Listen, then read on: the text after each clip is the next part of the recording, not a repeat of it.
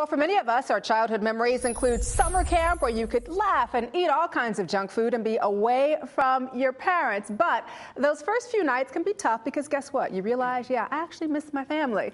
Well, that was Maddie's situation. He's the main character in this book. It's called Summer Sleepaway. It details Maddie's first summer away from his family and a fantastic adventure that leads to a vast treasure. The author, Ofer Aronskind, joins me this morning as part of our book author series. Hey, Ofer, good to see you. Good to see you, too. Thanks for having me. Thank you so much for being here. Now, you grew up in a camping family, but we're not talking like camping in the tents, right? Right. Where the bears are walking past and all that. Unfortunately, we were not a rough and tumble family. We owned a summer camp in the Berkshires, and that formed the basis of my childhood memories. And that's what I put into the book. Now, the main character's name is Maddie. Are you Maddie? I am not Maddie, but there's a little part of me that's in Maddie and a little part of some of my childhood friends, even my boys. I have 3 boys. They're in Maddie. He's a compilation of many different personalities. He's an average kid. He's not a superstar. He's just an average kid who goes off to sleepaway camp. Well, you know, it's interesting because this is very much a coming-of-age story, is it not? It is, yes. That's a part of the book that captured my attention, but you've also added this fantastic adventure. Tell me about that. I wanted not only Maddie to discover a little bit about himself during that summer away from home for the first time and away from his family, but I needed something very interesting to pull the reader in, and especially the age group that I'm going for, and that was action, adventure, and in this case, a series of clues and riddles that the main character and his newfound camp buddies go on a scavenger hunt, essentially, and from riddle to riddle, as they solve it, it goes to the next clue that in the end leads into something very special. All right, now you talk about something very special without giving too much away. What does Maddie learn about his background? In the final clue, the final riddle that they solve with much difficulty, but they do, and they go in the middle of the night, and they put on their dark clothing, they sneak out of the bunk. What are they, like ninjas or what? They're like ninjas, yes, black, you know, the whole bit, and they sneak out at night, and they find this treasure, and it's not a big treasure, but it's something very unique, very special to especially 12-year-old boys, but in particular, hidden amongst the other belongings that they find is something that sheds light on Maddie's own unique family background that he never knew existed. And that's what's special about it for Maddie. And it does. It keeps the reader entertained. And it's interesting because you and I were talking off camera, and you have 3 boys. We know that it's difficult to get boys to read. To do anything. To do anything, yes. Reading included.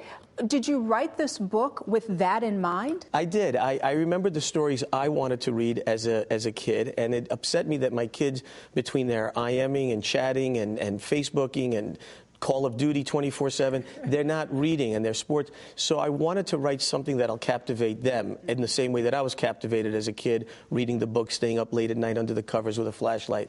And I hope that I achieved that. I think I did. I've gotten some nice feedback. Absolutely. Yeah. No, and it's interesting because the book engaged me. I can't wait for my 9-year-old son to be able to read the book. And this isn't Maddie's only adventure, which is great because we can continue to follow him. I mean, Maddie goes on to do... I wanted to write books that were both to the kid and to the adult. Okay. And the follow-up to Summer Sleepaway is that same summer, the exact same summer, told through the eyes of Maddie's best friend, Ari, and a whole different set of circumstances that he experienced that same summer. The one after that is called Escape from Sunday School, which is now Maddie back home and on a dare goes into the city to try to find his camp girlfriend, who his friends at home don't believe existed. We didn't even mention he had a girlfriend at camp. He had a little first crush, okay. yeah. And then the follow-up to that is called The Celebrities of Summer School, which is a book about, very contemporary, about making a little clip and editing it, which these kids these days can do. Absolutely. With all the software, and they post it on YouTube, and it goes viral. And this nerdy kid who's at home, not an athlete, not a brain, having to stay at home for the summer for a summer course, ends up becoming a little local celebrity in his town. You know, we look at all the pictures from you and your family during your years at summer camp, which I'm sure those had to be such special memories for you.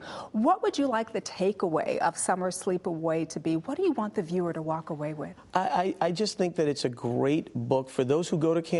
You can relate 100%. For those who never went to camp, I think it puts you right in there and the experience. For those of us who have been to camp, maybe in my case 30 years ago, I think it brings you right back, and the parents have enjoyed it just as much. And it's a great coming-of-age tale where a kid who goes to camp and is scared and homesick and is crying in the first couple nights gains confidence and has a bit of an awakening and gains independence over the span of 2 months being away from home. Wow, absolutely wonderful. Well, I tell you what, it was good for me, and I can't wait for my boys to read it as well. Ofer, thank you so much for being with us and sharing it with us on the show this morning. Thank you for having me. And again, the book is called Summer Sleepaway. For more information on Ofer or the book, please visit his website at sleepawaysummercamp.com.